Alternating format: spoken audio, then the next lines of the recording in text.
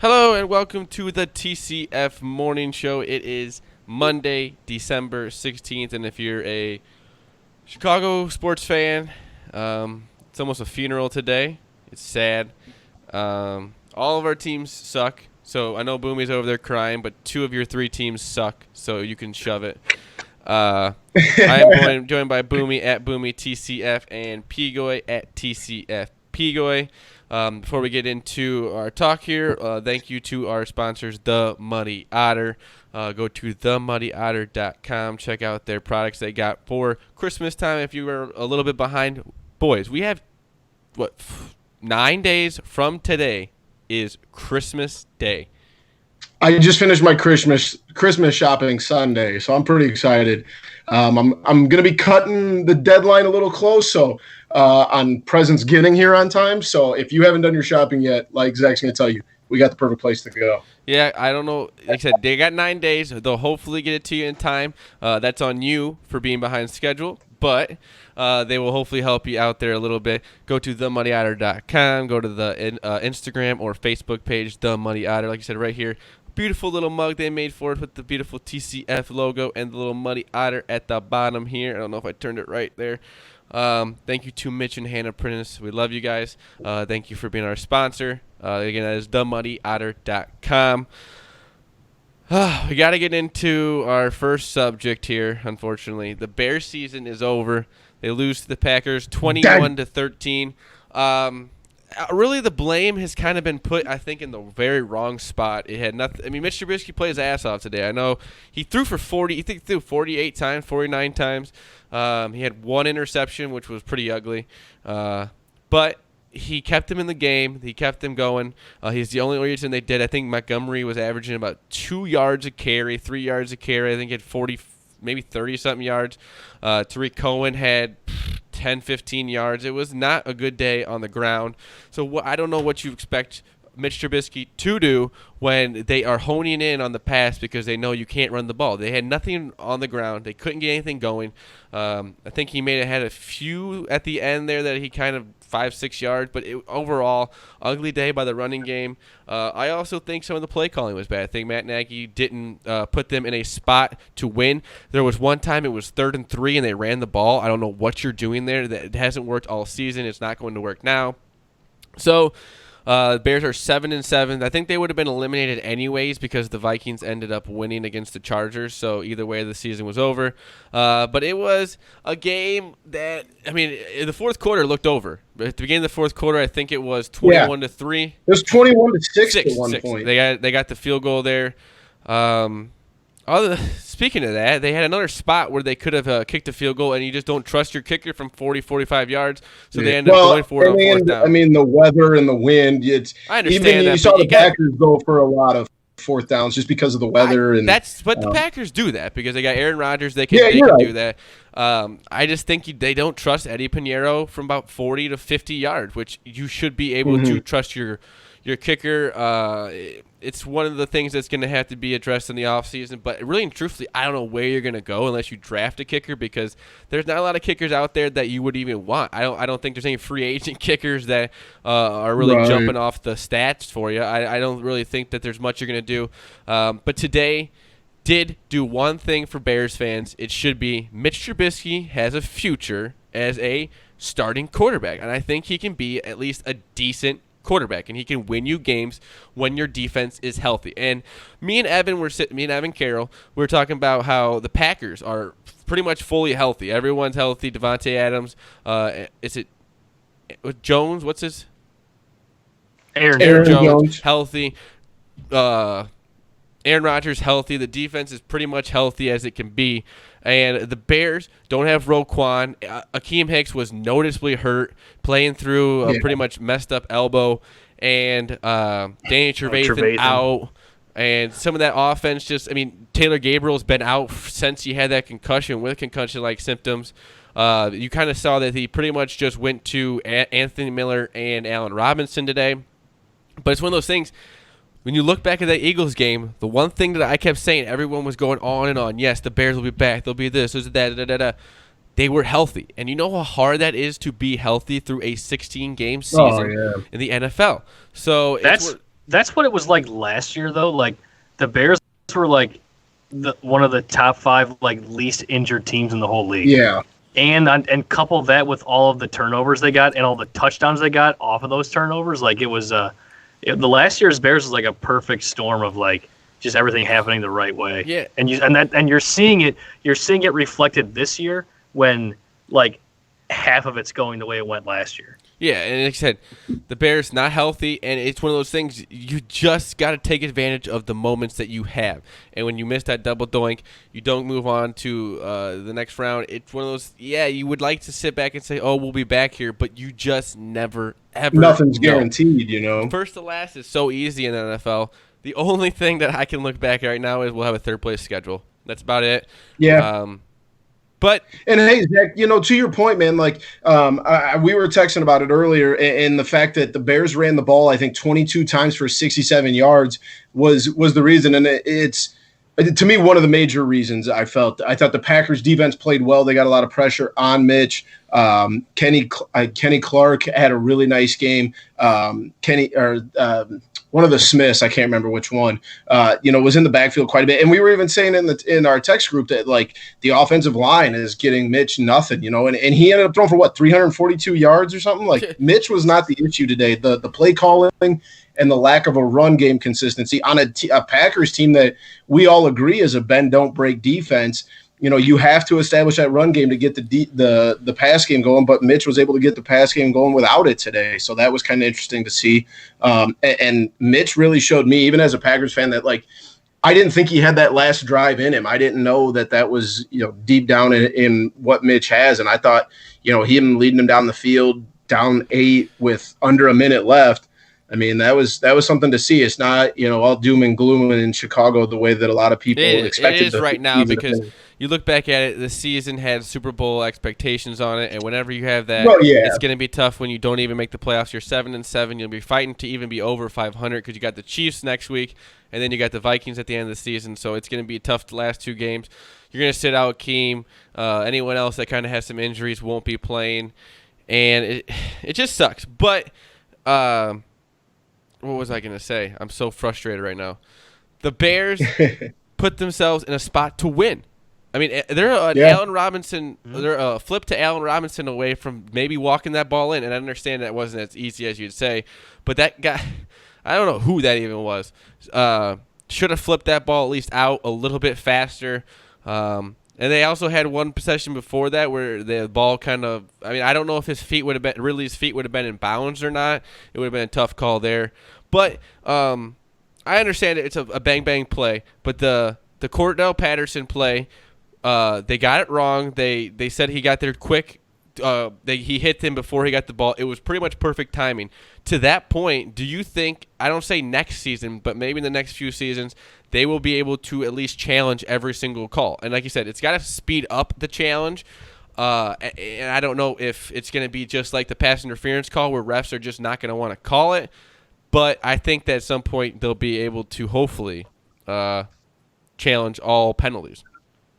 Yeah, I think that's eventually where we're going, but I don't know what Pico thinks. I think but something like you said has to change. It's got to be a more centralized location that they have a crew literally watching every camera, and they can bing, bang, boom as soon as they get to the screen. They know what the call is going to be, so they're not running around like idiots and getting all piss pants about their calls.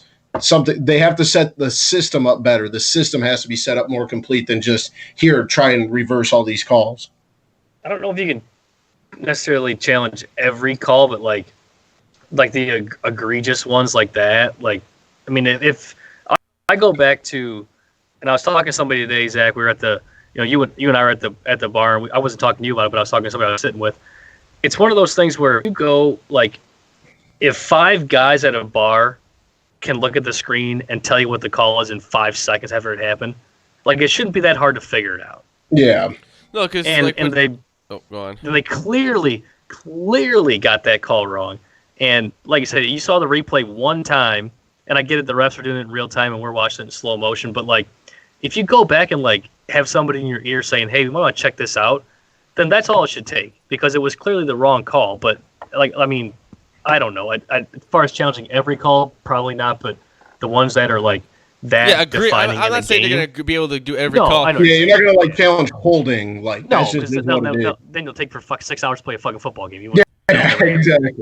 But like the ones that are like that obvious, like somebody should be in the ear of the ref going, "Hey, let's take a look at this one to make sure we get it right." Or you get like one Right. challenge a game or something like that, or one challenge at half or something like that, like so it doesn't get one out of extra control. challenge of something. Yeah. Because, like you said, you would think that there's already enough people watching the games back in this replay booth that you would be able to hopefully get the calls right.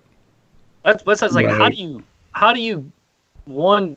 I guess I understand how you can call that in real time because it was a bang bang play, but then when you go back and look at the slow motion, how does somebody not be like, "Hey, we got this call wrong"? Like how does Yeah. that not? It's ridiculous. It just sucks. Let's move on to a little bit of NFL Week 15 recap. There wasn't much to the thing. The Falcons beat the 49ers in a game that you wouldn't think that they would have won. But other than that, there really wasn't too many upsets. There were really too many good games. No, it was really kind of would I'd imagine. Yeah, kind of a The boring. Rams got smacked in the mouth. They're probably not looking at anything playoff related right now. I thought that one jumped out to me. Carolina kept it close against Seattle. That was a little surprising.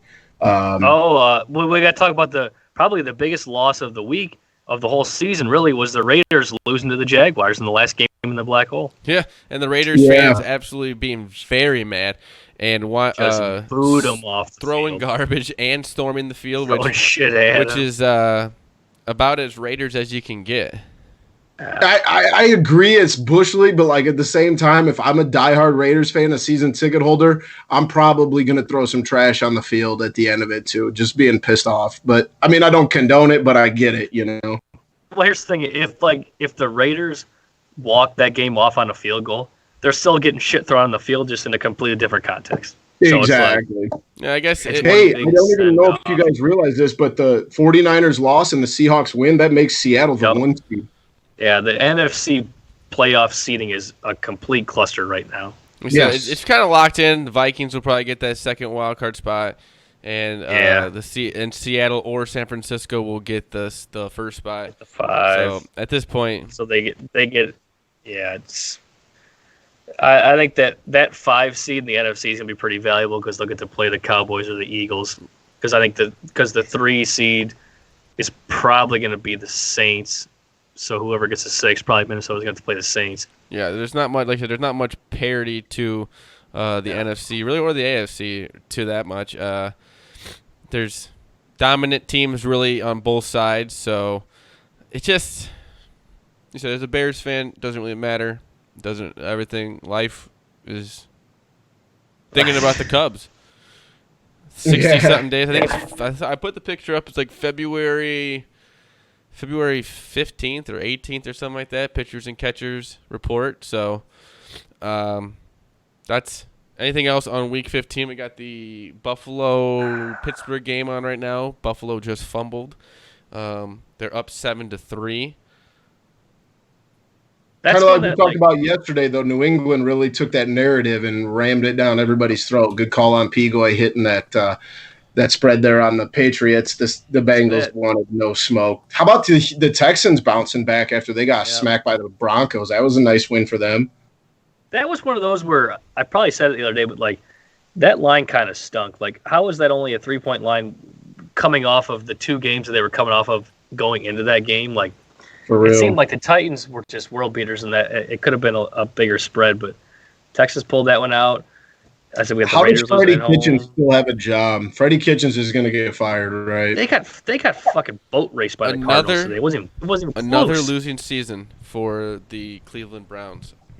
Been a decade. Shocker. I think it's been at least a decade since they had a winning record. Hey, stinks. So what you're saying is when we do our teams of the decade segment this week, the Browns will not be one of them. No, Yeah, they will not be one of them. They could be the other end of the team of the decade. They Yeah. on the shit end of it as opposed to the good end Yeah, of they're it. just 100%. they're just awful. Like I said, and they have their best team that they've had in 15 years or so, and Oh, they still God. can't do anything. Got Odell Beckham. They got definitely Jarvis. have talent. They're just poorly coached. They're being led by the wrong guy. You say that, I mean, they got talent, Yeah. but Baker Mayfield, I understand he's a good quarterback, but maybe he's not the star quarterback that everyone thinks he was going to be after the end I of the don't year. disagree there. I'm just saying, their wide receiving core is, Chubb and the guys they have on that defense. They should be better than Right. a woodshed by the Cardinals. Yeah. Well, and speaking of being led by the wrong guy, the Cowboys are the same thing. Like, yeah. But They're they were so up seven- and, they're the so Cowboys up are and 7-7. down. That division has less than 20 combined wins. Yeah, like we That were the just Cowboys talking, are trash. the Bears-Chiefs game is still the Sunday night game next week, and there's Eagles, Dallas, and Seahawks. Was it Seahawks somebody? There was two games Either that, probably Rams or the 49ers. that should have been at least flexed to that game, and it's not going to. We get to watch the stupid Bears and Chiefs. No, the Rams and 49ers play Saturday. That's why. And the Bills and the Patriots Oh, play yeah. Saturday as well. So yeah, but hey, And then boys, we got a Minnesota, little Saturday Green Bay plays football. Monday. Saturday football is beautiful. Yeah, that'll be fun. Love Saturday football. And college bowl weeks, bowl season starts on Friday. That's right. There we go. We got a lot of football heading our way here soon. But like I said, Bears fans, tomorrow's Monday funeral. Unfortunately. We're black tomorrow. Yeah. I'll wear green and yellow. You're gonna wear puke? Colors of champs, baby. No, it's actually the color of puke. Usually. My kid's looks like my kid's diaper. Sorry about that. Blackhawks Wild, something else gross in Chicago. Blackhawks, Hawks win. they did get the win tonight. Yay. They also blew a 3-goal lead the night before. So Yeah, they were up. Well, they were up in this game too, and kind of tried to blow it also. So yeah, they stink, dude. They are not good. And we all saw the writing on the wall back when the NHL is not designed for dynasties anymore. So the fact that Blackhawks had as long as a run as they did, take what you can get, man. But they stink right now. They're not good at hockey. they stink. Are they being led by the wrong guy? We stick with that narrative because we got that going in Chicago. Yeah, they are. Yeah. But Yep. at the same time, like, Whatever. Who Doesn't are you fucking gonna matter. who are you gonna place him with? Yeah, doesn't matter. Yeah, it Best does, of a bad situation. yeah, it doesn't really matter. Like I said, everyone wants the guy fired. You still got the same team. Yeah, exactly. You're not really going to change much there. So yeah, Blackhawks, another team in Chicago that sadly is not looking like they're going to have much to their season. Bulls also, they won last night against the Clippers, Yeah, but it's just still nothing. Their team, they do stinks. nothing for me. They A stink. Kawhi-less You Clippers. literally make me feel nothing. I feel dead inside when I talk about the Blackhawks. Bumgarner to the D-backs. Was it On a 5 good years, deal. 80-something million? 85. 85. That's So- cheap for a pitcher. Holy shit. Yeah, especially. I mean, he's a little bit up there in age, but like, look at the money that's going for pitchers. I mean, it's not even like Garrett Cole's probably one of the best pitchers in the game, but it's not like he's 22, 23 years old. Yeah. He's been around for a minute. Mad Bum's been around for a minute, and honestly, like the money that they're paying him is not terrible. I'm glad the Cubs nor the White Sox took the deal, but because I don't think it would have fit either situation. But it's good for the Diamondbacks. They got another good arm, and they're going to compete in the AL West because the Dodgers haven't done a damn thing. I know what you mean that the White Sox maybe didn't need him, but what else are they going to get right now? Yeah, I don't disagree. I just don't know if his personality fits in like a rebuild type. I think the Diamondbacks might be a little bit closer right now. Speaking, I don't know. Maybe he just wants to stay on the West Coast. I don't know, but I don't know. He's just kind of a different cat. He's kind of a goofy guy. I don't know. It would have been a terrible move for the White Sox. I'm glad the Cubs didn't, pinch on it. But Right. Who's out there for pitchers, like, besides Keuchel? Is he still, I mean, No one really. who's out there for, like, no one? Because, no, because I guess Corey Kluber wasn't out there. He wasn't a free agent. He got traded to the Yeah, Rangers. the Indians just trying to I mean- get rid of all their good players because I heard Lindor might be going to the Dodgers or something like that. Eugene Ryu is still available. And so is Keuchel, and that's about it. If you're I the guess. White For Sox, pitchers. I understand what you mean by you didn't really need him, but who else is out there to fill the No, I don't. position? You got to get somebody, though, too. You got to get somebody. Yeah. Let's end the show here with Boomy's wacky web story. All right, guys. Our web story today comes to us courtesy of a family in Tecumseh, Michigan. This family has been passing down an heirloom that is a little bit different than maybe what some of us do, whether it's jewelry or watches, whatever the case may be. You might have some family heirloom.